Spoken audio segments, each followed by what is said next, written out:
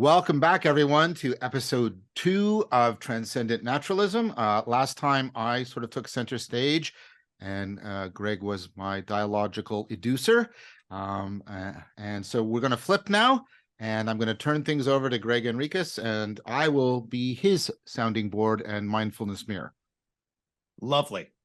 Yes, John. Well, you've both the combination of your leveling up talk and then the summary we did last time, I think did an excellent job of setting this up. And so what I've got prepared for us today is sort of walking through the connections that you've laid out with the You Talk worldview. And what I think is pretty striking is, at least this is what I hope to convey, is just how rich and knitted, to use a conforming idea, and these connections are. Right. And so this will sort of be then a stage in our transcendent naturalism, say, okay, here's a slice from this particular vantage point that would afford us kind of a morsel, as it were, to eat off of transcendent naturalism from a worldview that's, got sort of a lot of potential richness in it. Right. Let's just situate then ourselves in that worldview, where I'm going to say, hey, not surprisingly, I'm talking about a one world naturalism, of course, in that regard. We're transcending the old dual world system, but we're doing so in a way that is fundamentally different from the reductive physicalist vision of a mechanistic worldview reducing to matter and sort of the Newtonian vision, or one that reduces to a sort of phenomenological idealism, Kant. And of course, I talk about the Enlightenment gap, really as sort of a confusion between a Newtonian ontology and a Kantian epistemology, and we need a new worldview in relationship to that. To bridge the gap. And I think what your structure did was lay out what that worldview, the core ingredients of what that worldview should look like. And that kind of system, when I look at it that way, it's like, wow, that's exactly kind of what the kind of worldview you talk sort of is flourishing around. So excellent. So one of the things that then I also want to just sort of, in terms of this series, okay, I want to claim that our knowledge about the world and our place in it is fundamentally misaligned relative to our potential for meaning in life. Okay. And of course, this is your meaning crisis message, and that we are experiencing a meaning crisis and a wisdom famine. I will argue that the basic structure of what we see can be characterized as a chaotic, fragmented pluralism. Okay, that means our knowledge systems are broken. What guides the arc of education from kindergarten to doctoral training? Not much. Yeah. Okay, not much. But you talk would say it doesn't have to be that fragmented. There's a lot more available integrations between various knowledge strands in a way that affords us capacity to make sense out of the whole than we currently operate from. Also would argue that with capitalism, it generated an egoic instrumentalism, okay, whereby we're basically in the doing mode to have, to use from, okay, and this is creating a consumerist basic religion philosophy. And religion here just means like, hey, what's important? How do I get a job? How do I get money? How do I get status? It's egoic, it's instrumental, it's acquisitive at the level of acquisition and consumptive, okay? And I believe that basic structure is damaging to our soul. Fundamentally, the unified theory points to our relational structure as needing both social influence at the instrumental level, like, hey, can I move you around? And the felt sense of being seen, known, and valued by important others. Okay. I believe that the relational world that we are generating, epidemic of loneliness, is not affording the kind of communal felt sense of relational value. I believe it is disconnecting us from nature. And I don't believe that it is not situating us with wisdom in the current context that we find ourselves at this point in the 21st century. Right. Okay. So these are all basic, like, hey, our system is giving us a weak egoic instrumentalism or the chaotic fragmented pluralism that orients us towards consumption at a time when we actually need to fundamentally transform from that operating system to something that's more transcendent in its orientation. And by transcendent here, I'll simply mean we got to get beyond the I egoically need more control. Right. We have to transcend that as being the fundamental thing that grounds us. And in fact, there's a lot of capacity to get much better right relation of our knowledge into wisdom systems. Okay? And in fact, I would argue we need to, because not only is there the meaning and mental health crises, there's the existential crisis. I heard you, I think, having a conversation with Steve March about reflecting on respond, if memory serves. And there's a lot of recognition that there's a meaning and mental health on the one hand, certainly that's my primary focus. Then the existential crises of technology, of the global environmental crises that we face. And these things are intimately intertwined from a Utah perspective. Yes. Okay. So for me, what I want to say is, hey, when we talk about a transcendent naturalism, we're talking about a needed worldview that reframes, regrips the grammar of our being in the world, being in relation to each other, being in nature, and being in relationship to technology. Good. Okay. Good. So, Very comprehensive. that's the structure. Utah comes along and says, hey, a coherent integrated pluralism is plausible. Okay.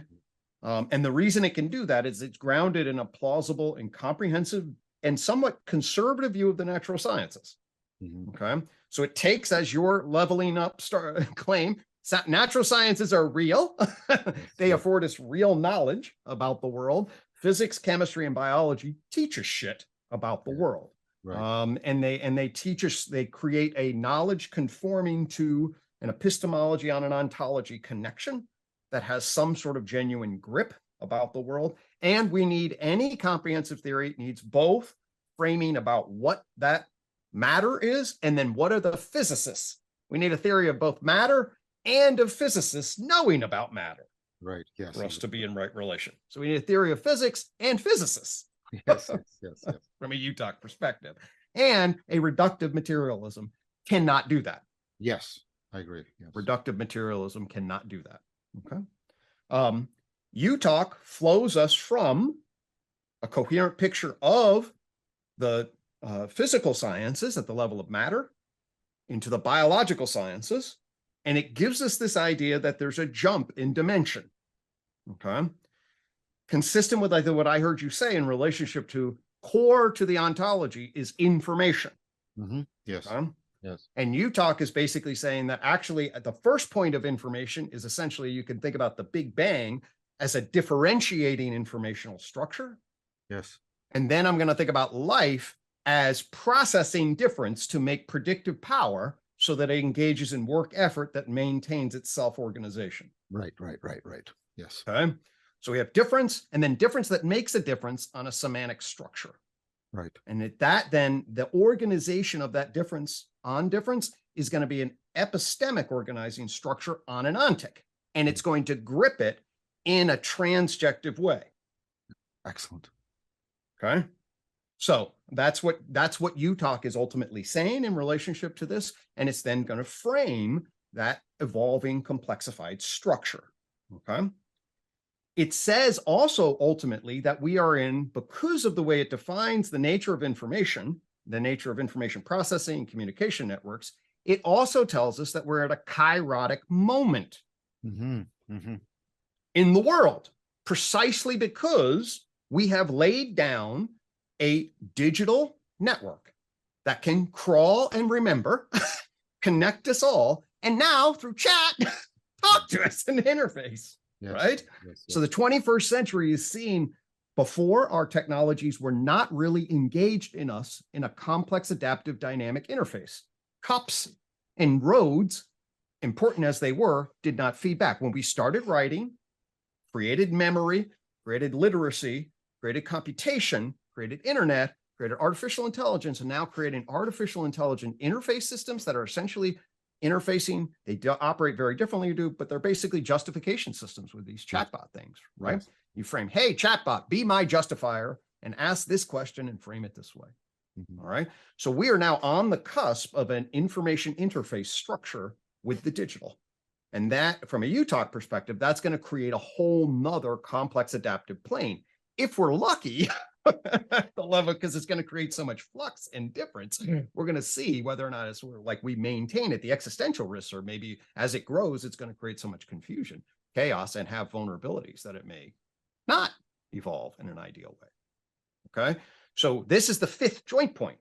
And this is super important in the sense that it basically says, I know a lot of people are experiencing an existential crisis. We could flip that around and say, we need all hands on deck, right?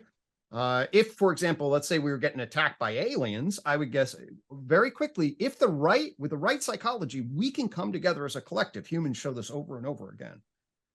If we could figure out a way to wake people up and say, hey, each of us is a garden fractal. Each of us has our own particular role to play. And collectively, the meaning structures is exactly that. That is how we will find meaning in life. And it is super important that we all participate with this basic framing and understanding at some level. We're participants in this very kairotic moment. We have to wake people up to a religio calling that recognizes that and creates a collective identity. That's what I'm hopeful for at the level of what would be a framing. Yeah, me too. I think you watched, I did a video essay on AI and its scientific and philosophical and spiritual significance. And just to put a punctuation mark on that, got news today that Geoffrey Hinton resigned from Google because he wants to be able to speak freely about the, well, dire situation he sees that we are in. He says that part of him even regrets that he did this work.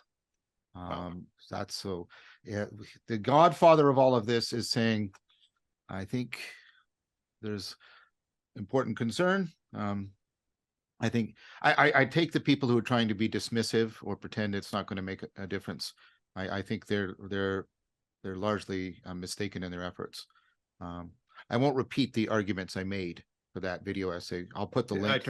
Check it out. And it's getting a lot of, that's a really popular video for good reason. You make a lot of important points. And the basic graphic, tree of knowledge graphic, just tells you essentially why. It's a whole nother information processing communication network that we're now directly interfacing with, where it's creating a adjacent possible space that is unbelievably huge, unbelievably huge, which means it can evolve in all sorts of different dimensions. We better get some good emanating constraints on it. And we better figure out that this thing, we don't know what's going to happen. I think you made a good point in that. It was like, anybody's going to predict this, but we should be able to try to frame it in relationship to insight about what is actually happening. Yeah, that's exactly it. I recommend trying to reasonably foresee the thresholds that have to be implemented for certain qualitative gains on the AI. And those are points where we can decide to make certain decisions. Like I said, I don't want to repeat that video essay. No. But the point of it is that I would argue that we have a very clear grammar: energy, matter, life, mind, culture, and now we are bridging a digital. And that fundamentally that should be our grammar, not mind and versus matter, subjective versus, no, it's an energy, matter, life, mind, culture that is tipping into a new space. Yep. I think that's very well said. I did note in the essay that a lot of the people that are in the midst of this are invoking a Neoplatonic ontology without realizing it. And I don't think that's happenstance either. But Greg, I'm very excited about how you've laid this out. It was very clear, admirably clear, very comprehensive, concise and tight without being rigid. Well done. So Sweet. Let's keep going. So let's then put this a little bit then in the meaning making structure. Like if we're talking about a religion that's not a religion, how do we actually frame that? I'll offer some brief thoughts about there, and then I'll come back to your talk, and then I'll jump from your talk into summarizing that, and then show that the three meta arguments that you make in your talk are remarkably aligned with the basic thrust of what UTalk is trying to do. Yeah. So at the level of kind of like, hey, how do we make sense out of the world? UTalk can be framed as an agnostic, atheistic syntheism. Right. Okay. So it's agnostic in the sense that I'm not a fundamentalist or core foundationalist that says, oh, I know what the truth is. So I'm a scientist. The truth of, there's an observable universe. I'm going to make the best plausible abductive reason argument. And whatever's on the outside of that, is for me open to all sorts of mystical faith-based interpretations, but I'm not going to make strong onto epistemological arguments that are outside the origin. And ultimately, I think you're always going to get yourself sort of at the edge of what you can conceivably know, and that's sort of the agnostic position. So it's really just defined against a foundationalism or a fundamentalism. Right. It's atheistic in the sense that it doesn't take as ontologically real the second supernatural dimension and the personal nature of God as caring in the way we would. That's basically interpreted as more or less a projection. Okay. But it's syntheistic in the sense that I believe in the concept of God. Okay. I told that to a nun. She's like, that sounds a little wordy. And I was like, well, it is an important word to stick in there. Yeah. And what I mean by that is a couple of different things. First, there's the generic comment, hey, people believe in God, and that has real world consequences, as any leveling up ontology would say that it would. Okay. Of course, yeah. So we should attend to that. All right. And I believe that our relationship to the universe, kind of like in a Spinoza's sense of God as nature, and the potentiality to be oriented toward the good, God as divine, the ultimate good, the true good, beautiful transcendentals, those kinds of notions are crucial for us, for our mythos, our sense of participation in the story of who we are and how we organize what ought to be. Mm-hmm. Okay, so that's what I mean by a synthesis. Like, unlike the new atheists who just think it's an unbelievably immature concept that has no value, I'm like, actually, I think it's fundamental as an epistemological, metaphorical, and in many ways, I believe actually has genuine ontological implications for it in the sense of how we are organizing, say, the complexification of the universe and how we organize value in relationship to the universe. Sure. Okay. Well, keep going. I mean, yep. I'm that this part interests me immensely, so I'm worried about derailing things right now. We can come back to this. Yeah. So that's basically, and ultimately you talk fundamentally can be summarized about cultivating wisdom energy. Wisdom is then finding yourself in right relation to, say, a divine double conception of who you could possibly be and what we can possibly be, and then metabolizing your core energy as a concept of work effort across time, and doing so that you are in right relation to what is as energy and what ought to be as wisdom. And then for the task, then the embodied phronesis Sophia task is to Sophia understand the isness, and phronesis to embody the ought to be structure. Okay? So those are the two B's on the tree of life, and that's what this is a calling then to understand what is and to live wisely in the embodied way of being. So that's the structure of what Utah's trying to offer at the level of kind of like, hey, where are we? What are we trying to do? Okay. Now what I want to basically say is, well, what kind of worldview does Utah afford? And then this gets back to John's brilliant leveling up argument. Okay. So John basically, so what we did, Vervaeke, brilliant analysis, so what John did is he took us through three core arguments, powerful, big, broad arguments. And what that set the stage was to transcend the inadequate onto-epistemology of physical reductivism and the Enlightenment gap, and to afford us the core structure that would enable us a much more coherent capacity to make sense out of our knowing and being relation. Okay. So the first argument that he made was that there are levels in nature that emerge and emanate, and that these levels have real ontological status. Yep. Okay. All right. So that's the first thing. What I'm going to do then is I'm going to then take that and show I can put some frame on that through the tree of knowledge and periodic table of behavior. So I'm going to basically say it's totally, and let's add some richness to that category system of the levels. I think that's totally right.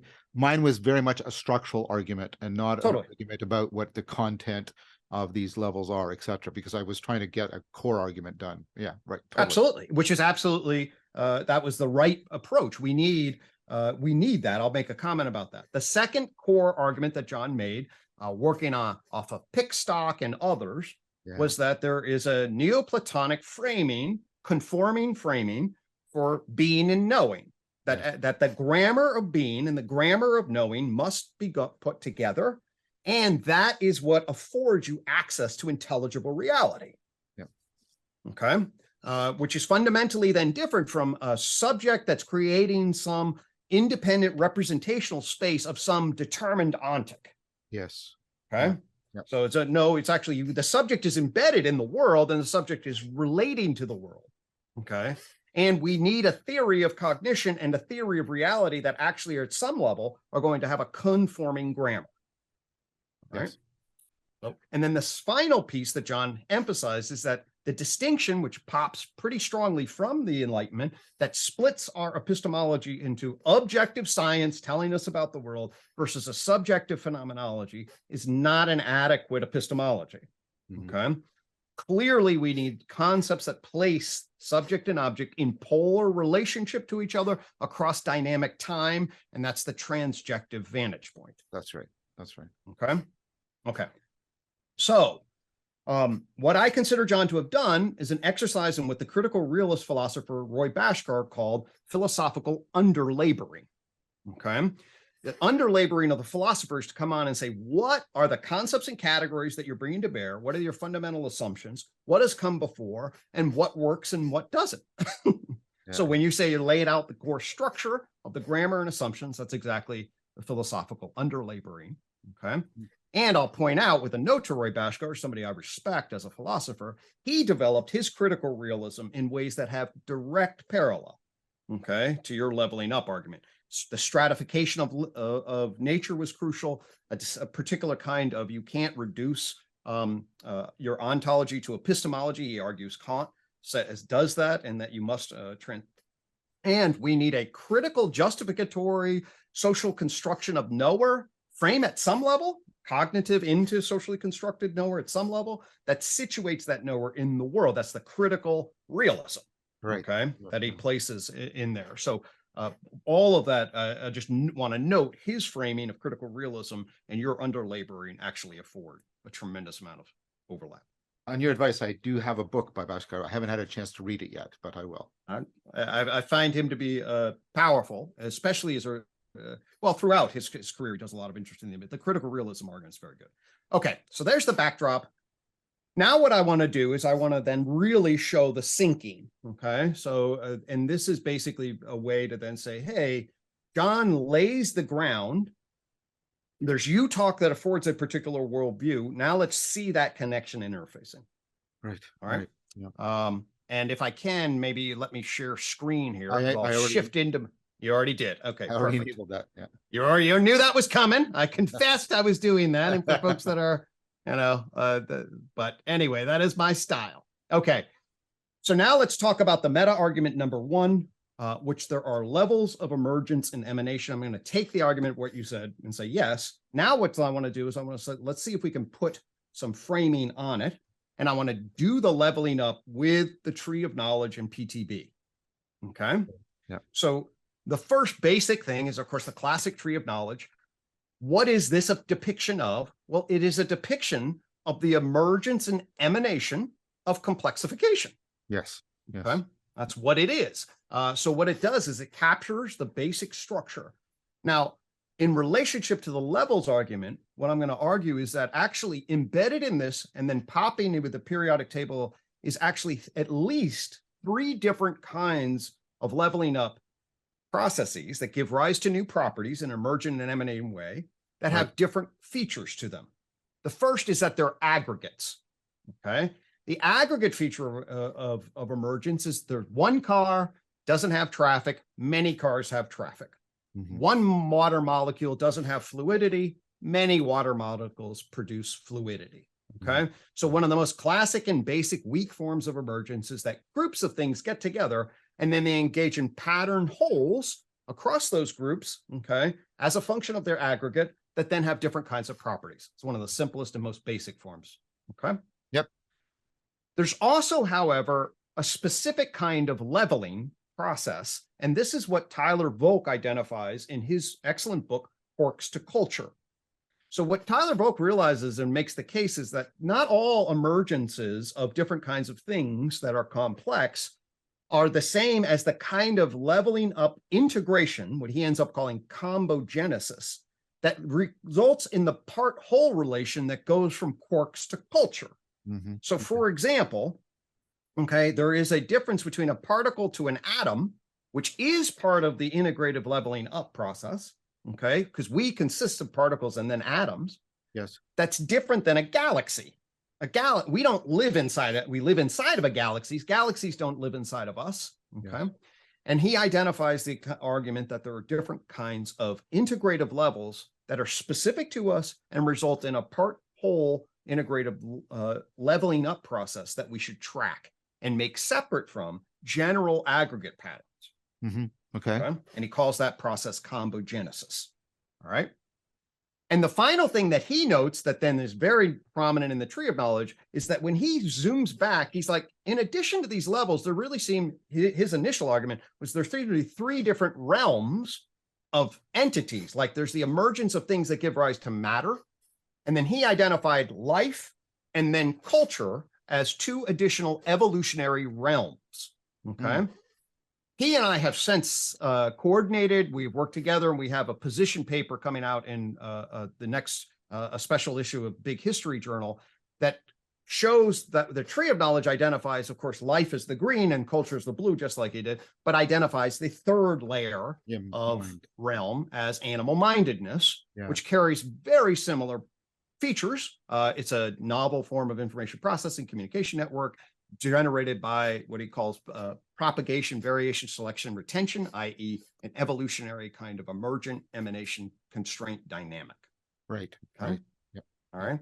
So now he is able to say, hey, there's the levels, and then there are actually 4 realms or planes or dimensions of existence.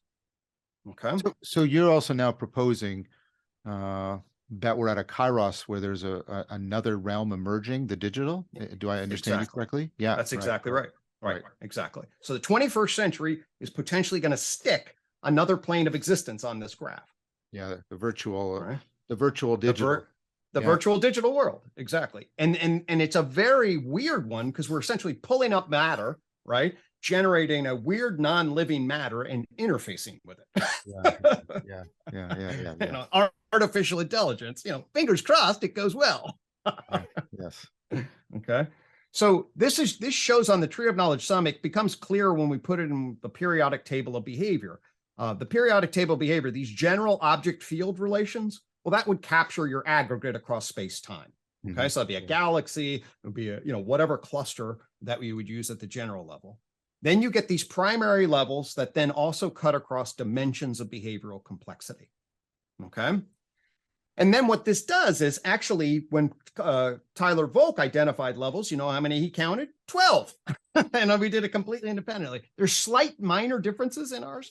But what we can see here then is what I realized is that each dimension has a primary domain organization. So for example, the dimension of matter has particles that collect into atoms. That becomes a primary whole. And then primary wholes get together to create molecules. Right. Okay. Then there are parts that are genes or organelles.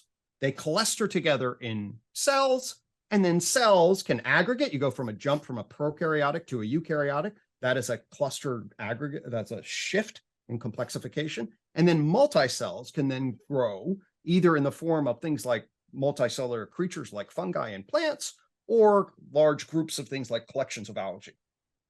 Okay. So, but what you're seeing is cells jumping together to form groups.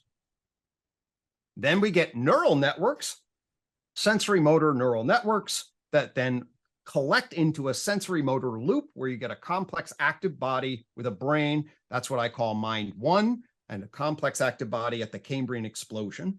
Okay. And of course, there's a, you know, as we've talked many times, there's lots of intermediate phases, planaria worms, basically into lobsters, more or less. Okay. Represents the mind 1 mindedness of a sensory motor creature, which then, of course, then forms into family groups. And then ultimately, yet another kind of information unit, symbol, or symbolic justification, into mind 3, culture persons, justifying their actions in family, community, nations. Okay. So when we ask, well, what is the leveling up process? Okay. according to the periodic table of behavior, what we can say is, well, there's aggregates that create certain kinds of properties. Then there's a core combogenesis property that tracks the emergence of parts into wholes into groups, then across 4 different realms or dimensions. Okay. That's cool. So, and then I'll stop. Yeah, go ahead. So I'm trying to see. Let me gather my thoughts. So a lot of people have, like Evan Thompson, for example, DePaulo and others have argued that in life you get a kind of irreducible complexity because you get interdependence. Like the parts can't exist as the kind of parts they are independently from the living thing, but atoms can exist as atoms independently from molecules, and that's a fundamental shift in how it's organized. And then, of course, when you go to that, and then you get multicellular creatures, the individual cells can no longer live independent from the whole organism. And you build up, you start to layer the dependency relations. That's what I'm just trying to form a question. Is that's what meant by combogenesis? It's more than just aggregation. You get aggregation that then becomes this shift of interdependence in a fundamental way. That's absolutely true. What the key thing that Tyler Volk is talking about with combogenesis is, as the title of the book suggests, he just wants to make sure that we're attending to the difference between complexification that is part of our history within us and layers us on top of it, as opposed to different other kinds of complexity. So, and then so it's just making an important distinction that, hey, solar systems have some degree of complicated or complexness, but they're not part of the journey of part whole group relations that stack our interdependencies. So the distinction is between a causal complexity and an ontological complexity, right? Exactly. Right. So he's wanting to highlight the ontological complexification stack that goes quarks to culture. Okay. And so that's a particular kind of leveling process. Now, the reason it's super important to highlight is because there are then basically semantic identity structures, if we go to like Michael Levin's work, semantic identity structures that then create part whole synergies at the level of life, mind, and culture, right? That afford particular kinds of identifications across the stack. And those identifications are giving rise to self-organizing autopoietic behaviors that are not present in matter. That's right. Okay. Oh, that's very good. That's clarifying for me. So it's the difference between what, Smith calls, sort of horizontal and vertical causation. Exactly that difference. Yes. Okay. Exactly. I'm on board. Good. All right. So that's the basic structure is the levels argument, the philosophical underlaboring, super profound. There's an emergence emanation structure. There's going to be a top-down, bottom-up structure. And by the way, that's going to go right with our cognition when we move to there. But we can then say, hey, there's general aggregates. Oh, there's stacked integrative levels across 4 different dimensions. And oh, by the way, I argue, if you look at the topics in science and the fields in science, the topics and fields in science actually correspond quite nicely to this classification. Yeah, I was noticing that. This gives it a kind of Aristotelian systematicity that I find very, very, very persuasive. And really, if you shift so you can follow it, by the way, in terms of our current understanding from particle physics into chemistry, into genes and cells, multicells, and then neuroscience. Things get really complicated here because the animal behaviorists and the problem of psychology didn't know how to frame cognitive-minded animals, right? So they cut the term behavior from it, and they should have called them minded animals. And if they called them minded animals and emphasized the property of animal behavior that's unique relative to cells or atoms, our minded behaviors, we would have actually then had a very clear stack. That's what I'm trying to correct. If we get from minded animals into, say, groups of animals, elephants, primates, and then go from groups of primates to great apes that then talk, now actually, now we can follow the behavioral patterns through psychology into human psychology and then cultural anthropology and human sociology. We can stack that now. And the cognitive science psychological stuff that you're doing with our synoptic, we're doing with synoptic integrative frames, is about coherently building that bridge and getting rid of the, or clarifying so much equivocation on mind and all the other, and behavior and all that. Excellent. I think this is good. This is very good content to the notion of levels. So, and that's what I wanted to compliment. Is sort of like, okay, what can we've delineated the fundamental concept. Now let's start some taxonomies and clarifications that we can then apply. Yeah, okay? Excellent. All right. So that's the first argument, and that shows that actually the leveling argument is embedded and can be clarified with some additional content. Okay, so that's the first meta argument. The second meta argument, okay, is conforming theory. Yeah. Okay. Conforming theory. And I'm going to frame this by one of Utah's phrases, which is you marry the coin to the tree. Okay. Ultimately, you marry the coin to the tree in the garden under God. Okay. Right. So let me frame this, and then let's see if this is going to connect to your sense in the arguments you made for conforming. It's going to twist it a slightly different way through the lens of Utah, but I think what we'll be able to see is just how clearly, when we make that twist, this conforming idea emerges, and why we need epistemologies that specify the framing of this conformity. Okay. Okay. Good. So the basic Utah architecture, if you just said it in one word, the coin. So the coin, as we talked about, is think of that circle as each of our unique epistemological portals as our psyche. Okay. So the coin is our human identity function.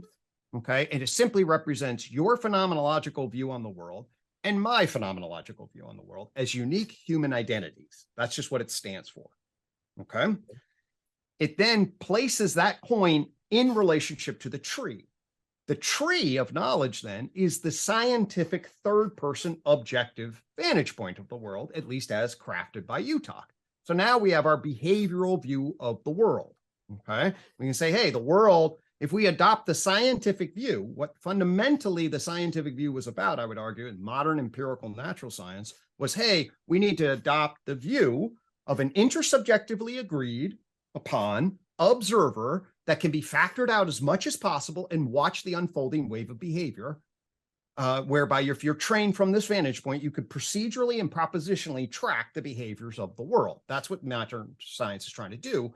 But of course, by definition, that means there's an epistemological gap with any subjective perspective that's an inside-out view that you can't see.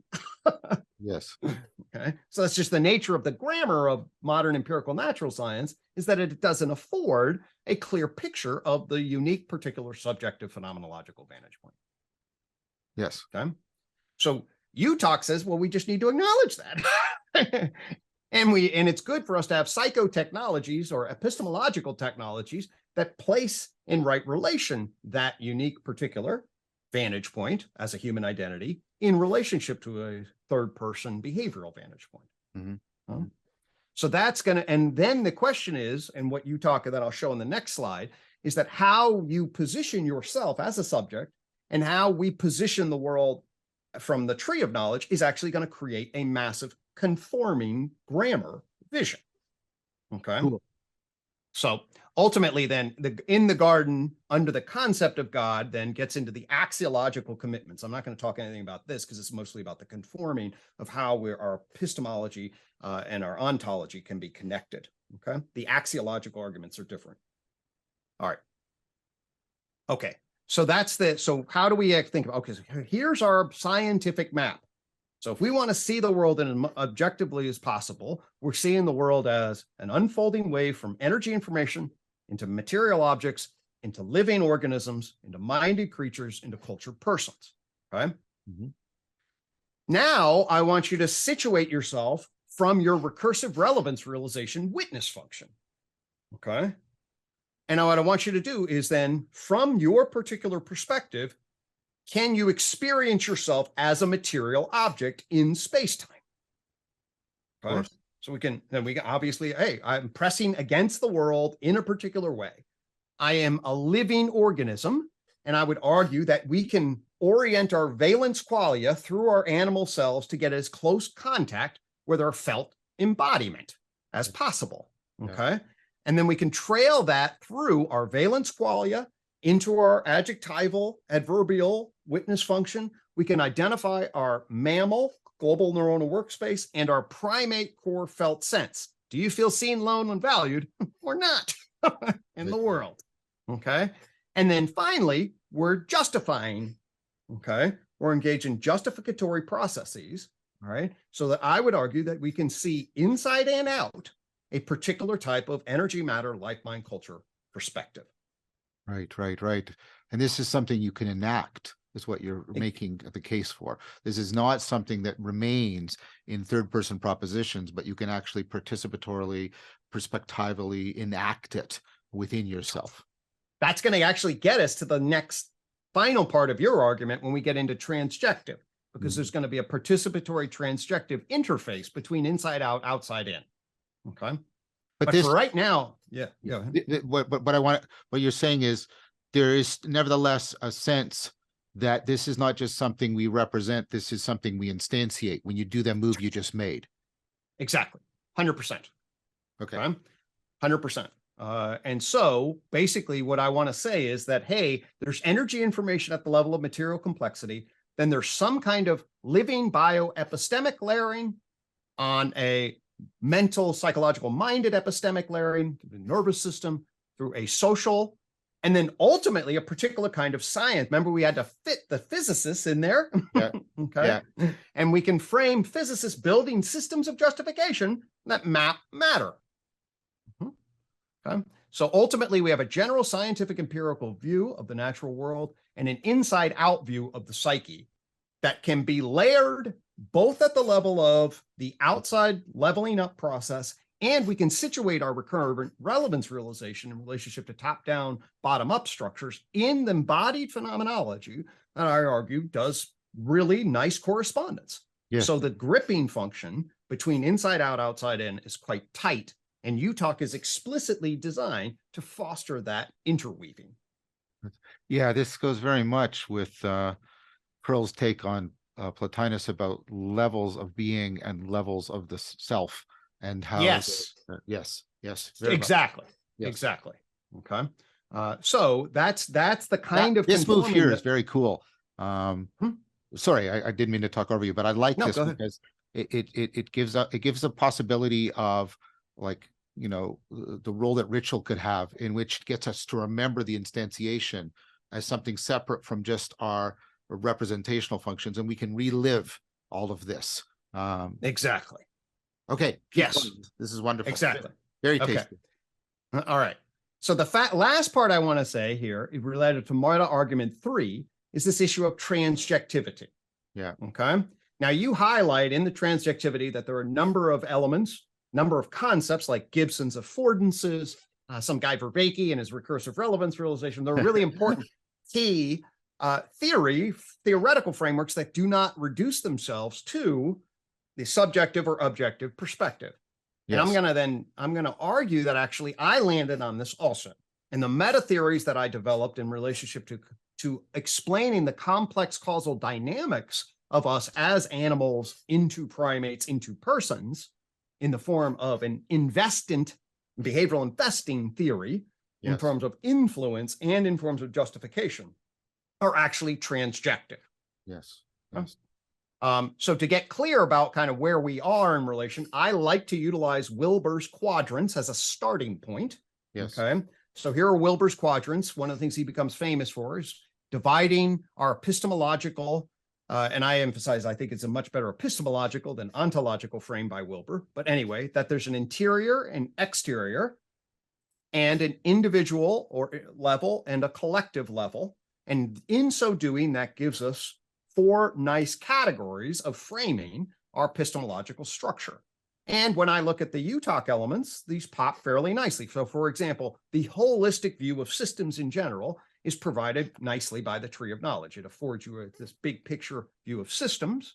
So that's if we look at that's the interobjective. I did exactly. Right? Yeah. Okay. At the systemic level, it's a systemic interobjective view. So it's a zoom back picture of the whole. If we then get at the individual level, the periodic table of behaviors, like breaking it down into the object in the field. So that's the particular particle. Okay. Right. So that's the individual level of lensing versus the holistic systemic level. The I-quad coin is about holding your unique particular subjective view. Okay. And ultimately, justification systems theory, and indeed the garden itself, is an invitation for a collective sense-making religio that binds us together and situates us in terms of our myth-making, our values, our collective coordination. Okay. So this intersects with the work I do on distributed cognition and dialectic, ideologos, and all that sort of thing. Exactly. And the argument fundamentally is that we are parts in the collective system of justification. So we want to recognize that, and we want to find the right resonance structures in relationship to that. Okay. But ultimately, I find that Wilbert's quadrants model are actually quite static. Yes. Okay. They're still frame pictures through these epistemologies. And for me, so you have the objective, intersubjective. For me, the dynamic interplay is the across time consequence when we put shit in motion. And that fundamentally is what the transjective is for me. Yeah, I think that's I like that. I think that's right. The transjective is the alethetic from Heidegger, aletheia, field that makes these connections and movements and transfers and all the different kinds of metaphors we want to use possible. I agree with that. I think that's exactly right. So I call this I-quad aspect monism. I-quad meaning we're going to do four. Okay. So there's a subjective, an objective, an intersubjective, and ultimately a transjective. These each provide epistemological aspectualizing frames on a one world. Okay. Right. And we can rotate through them dynamically, with the most dynamic and inclusive being the transjective. Right. Yeah, that's right. So the transjective becomes the through line of all of these other jectives that can't be reduced to any particular aspect itself. But that's that's very interesting. I would argue you can sort of rotate this Wilbur thing and imagine that's one slice in time, and then create a time dimension, and it is the flow through them that is really the transjective, because the transjective captures the time dimension. It's an iterative process between agent and arena. It's a dynamic changing process. Yeah. It evolves and revolves and involves. Yes, that's very good. That's very good. Exactly. So then the last thing that I'll say, and then we can, is that, okay, well, what kind of theoretical frames does UTalk bring to bear?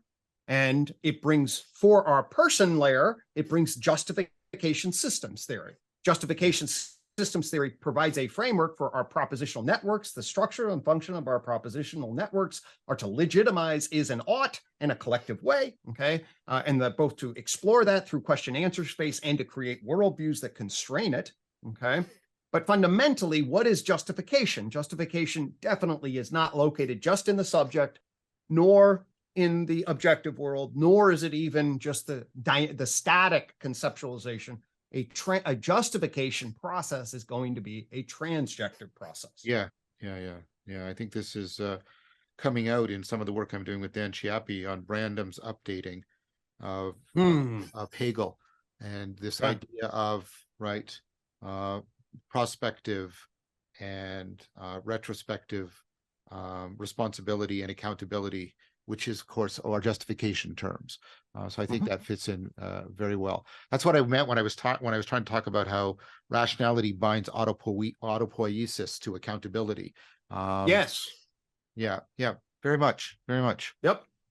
So justification is when we, recursive relevance realization is, from my vantage point, the cognitive framing, okay, that places the agent in relationship to the arena, which then creates the path analysis of investment. Yes. Which again, like adaptation, is not found just in the organism, not found just in the environment, but is an unfolding workflow that has consequence feeding back into the entire structure. You can't locate investment inside the organism or inside the environment. It is the dynamic interplay of work, effort, and consequence. So again, it is clearly framed by subjective, objective interfacing across time. Yeah. And so the behavioral investment theory frames it that way. influence my felt sense of being in the world, my felt impact upon you, the impact feeding back upon you. Influence, again, is not something that is found subjectively or objectively. It is a process of unfolding between individuals. Right. So all three of the major frames that are brought to bear as the causal explanatory network, and I then argue, obviously in my book, I can take recursive relevance realization and drop that into each one of these frames and stitch them together in so much more detail than I ever could prior to knowing you, with the level of and in a higher order grammar, right? A higher organizing grammar that enables us to see the levels outside and the levels of cognitive organization inside. And so to me, what we clearly have is a leveling and forming transjective frame. Excellent. Hold your book up slower, by the way. I got to be trained on that, right? Okay. So that's basically the argument that says, hey, the structure that the underlaboring structure that you elucidated is remarkably aligned with that, and that's not the kind of framing that I was attending to. But so it's a massively convergent argument to be made, as far as convergent validity argument, in my opinion.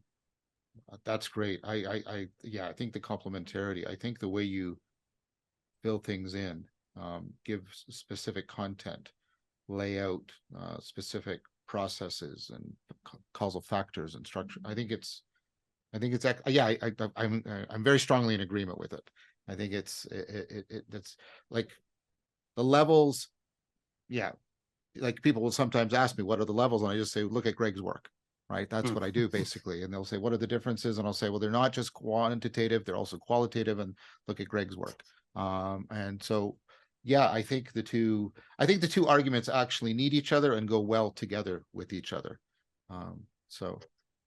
Because I mean, from your side, if you didn't have the arguments I was making, you could just be dismissed by the reductive naturalist, right? Totally. And from my side, right, when people ask me, yeah, but what does this actually mean or point to?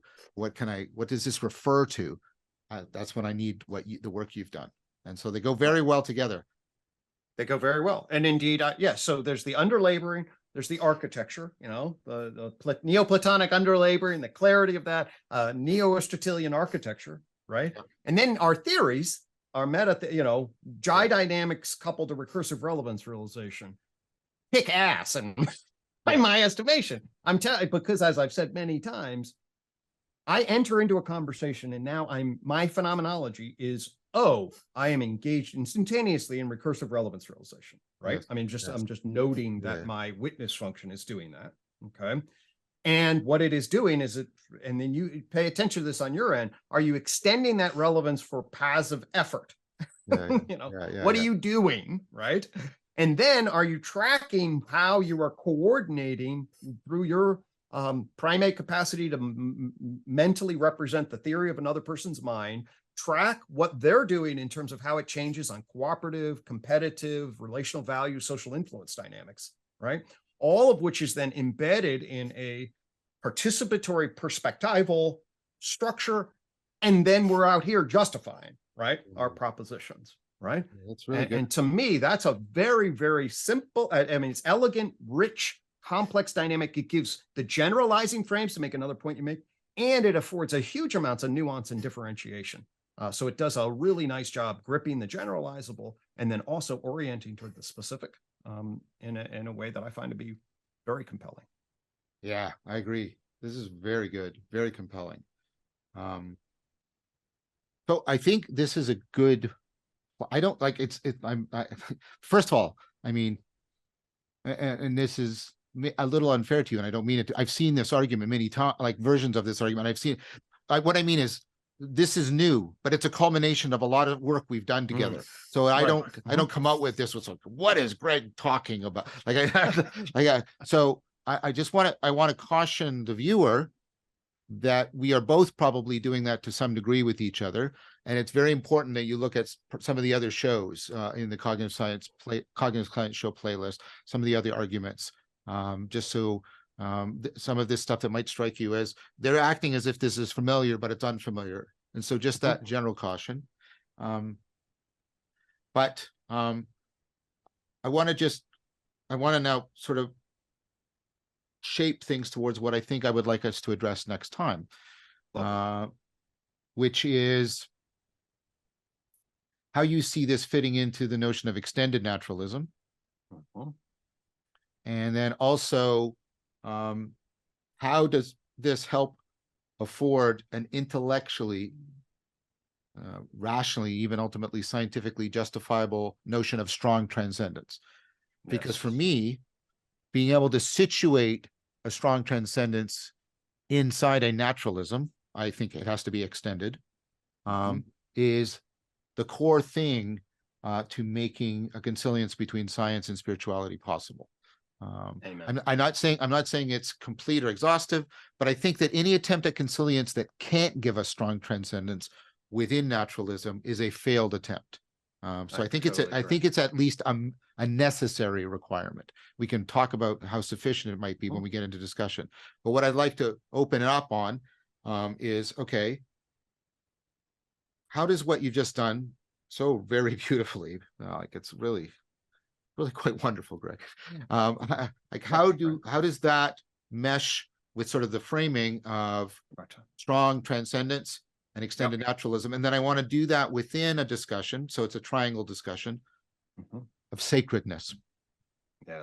Right. And what does that mean for us? And I don't just mean the theory, I also mean the practice. You know, there's lots in here about ritual, there's lots in here about transformation, aspiration, all of this. So I'd like to try and get that into the next discussion.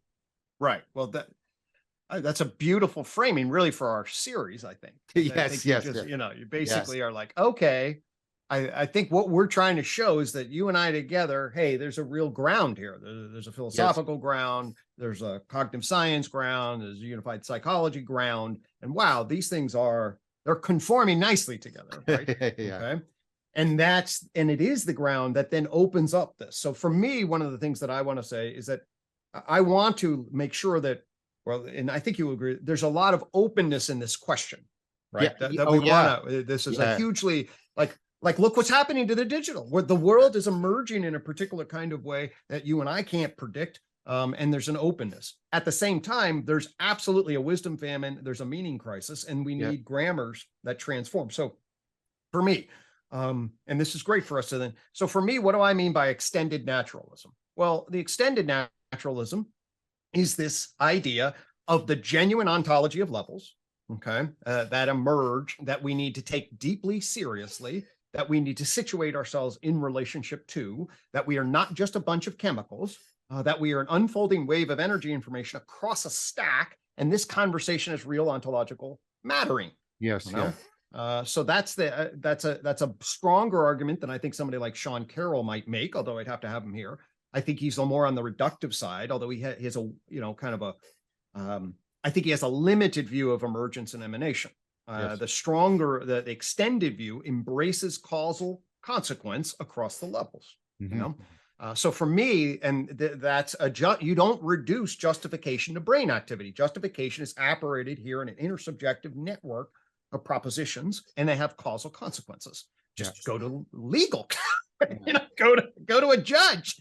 It's going to have causal. So that to me is the extended naturalist part. It's shifts. Now, what about strong well, let me check in with you, because this is certainly something we've talked about.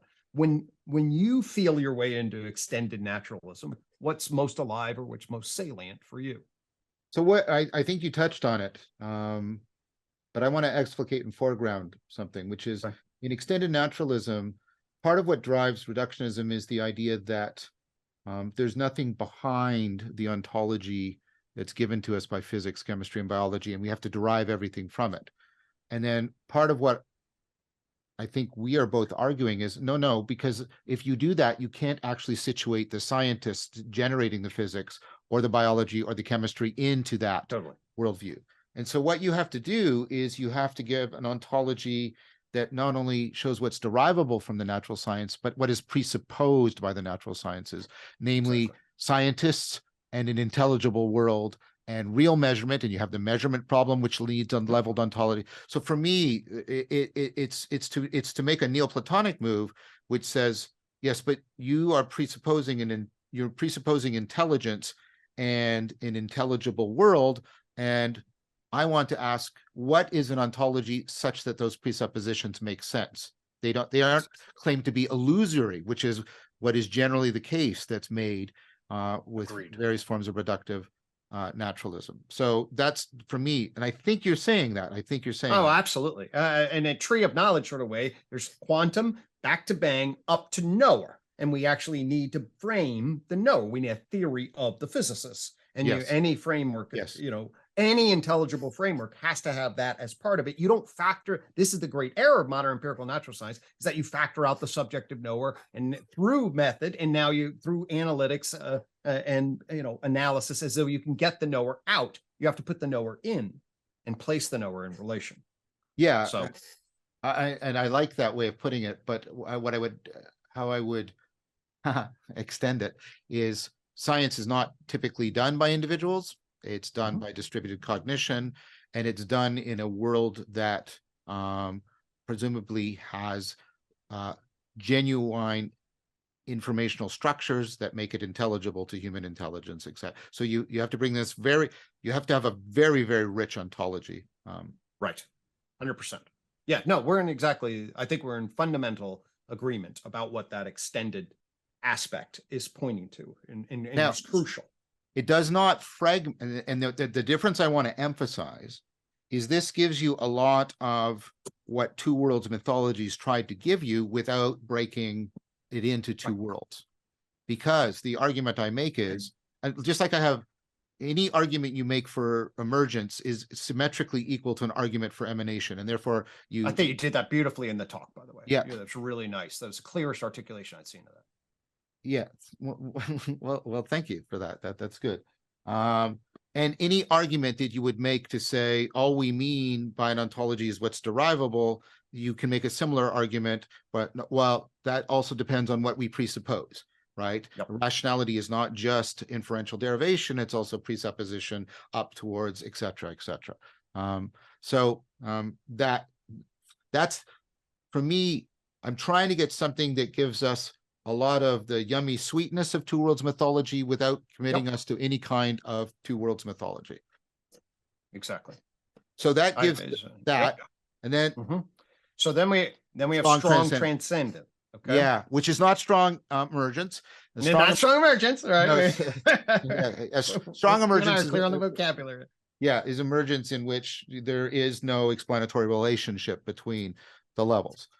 So if we're talking philosophical language, everything that's being talked about here is recursive, weak emergence. But the point is, enough differences in degree make differences in kind. So when you get enough recursive, right, weak emergence, you get powerful new properties and processes, etc. So that should right, and we with our levels and dimensions, we say actually they're neither one of those are strong, but there's a dimensional emergence is different than the within levels versus the aggregate. That's what I was trying to convey, that when you get enough differences in degree, you then get these differences in kind, right? Right. And we're trying to distinguish that from strong emergence, in which there are differences in kind, but they cannot be explained in terms of weak emergence. So that's totally. And that's why we're bringing, I mean, for me, that's why there's a theory, there's a frame, behavioral investment theory is like, that's a framework, and recursive relevance realization that minded animals are emerging in their complex adaptive space is a framework for that. Exactly. Understanding. So strong transcendence is therefore, right, the claim that there's something more than weak transcendence. Weak transcendence is the idea that transcendence is just psychological improvement. Strong transcendence is no, as you move between levels that has epistemological and ontological, you're actually moving between real ontological levels of the psyche that are in conformity to, that really disclose different ontological levels of reality, and in fact they're just two sides of the same polarity. And then the idea is that it's not just psychological improvement, it's epistemological and ontological, in the following claim that there are truths that are disclosed to us only after we undergo significant transformation, which is the opposite of the Cartesian project and the Leibnizian calculus of I have a single machine, epistemic machine, and I can run it and just run that machine no matter where I go, and I'll get all the truths that are available. And this argument says, no, we can give teeth to the idea of spiritual truths, not by locating them in supernatural entities, which doesn't really explain it anyways, but saying, no, what we mean is that self-transcendence brings about a disclosure of truths that are unavailable unless that self-transcendence is undergone existentially and by the individual. That's the claim of strong transcendence. Totally. And can we plug that strong also into collective? Like, yes, so that it extends beyond the individual into a collective cultural consciousness, perhaps, or whatever term we would give rise to that, right? I would not use consciousness. I would use something. That was a slip. You and I would agree. Yeah, we agency. I think which Dan Chappie and I have made a good case for very much. All right, we agents, lovely. So here, John, would be there's a calling. We're at a kairotic moment in our time. We're struggling, we're confused, and there's dangers around and potentials around. If we collectively grip this time, this fifth joint point, and engage in wise technological evolution, all right, there's an enormous opportunity for the back half of the 21st century, perhaps, to be okay. If we continue on the road of modernity, consumption, ignorance about our nature itself, the way we're blah, blah, blah, and just hunt for the gods of technology alone, I think we're in deep trouble. Yes, I agree with that. So what does that mean? It means, oh my God, we're in a kairotic moment, perhaps one of the great evolutionary moments in the history of the universe. That gives a particular, does this matter? Is this meaningful? What are we doing today has huge consequences down, and can we collectively awaken to transform ourselves from our egoic consumption into something that transcends the ego, melts our unique, I need my shit, you need your shit, but actually we are collectively a part of a potential transformation. If that's not basically what spiritual is, I don't know. That's certainly a secular, naturally grounded spiritual moment that calls forth, okay, how are we going to be part of the solution through the fifth joint point into a sustainable metaculture, or are we going to be part of a system that is decompensating around us, and we're going to contribute to the detritus and the destruction? Okay, so let's not get too deep into this, but this is great. So what I'm going to say is what came out of that is an articulation of, and Jordan Hall and I were talking about something similar in the series we did on governance. Not exactly the same, but they resonate with each other, which is like, first of all, there has to be something about this transformation of what we most identify with that is bound up with being connected better to ourselves, each other, and reality. That's one sense of the sacred, right? And then there's the other sense, right? So we may call this first one the enhanced religio, and then the second one you articulated, and I mean this in the way that Jordan and I were talking about, is the prophetic sense, not in the sense of telling the future, but trying to tell forth so that people wake up to a kairos so that they can be called properly to action. I mean prophetic in that sense. Absolutely. Okay, so what we could talk about is how all of this, right, talks about the sacred in those two dimensions. Perfect. I think that's a good place. And then I mean, and then we'll start having people in. I think that'll be our third one that you and I'll just do, and then we'll start getting our guests in, and they are going to riff on this and jazz it and take it in places that we can't foresee. And absolutely, and hopefully we can just germinate a lot. I wanted to thank you. Thank you, my friend. This was wonderful. This was wonderful. You took the baton and you just ran the marathon really well with it. Well done. Thank you so much. You handed it very off nicely, and I look forward to coming back and doing this again.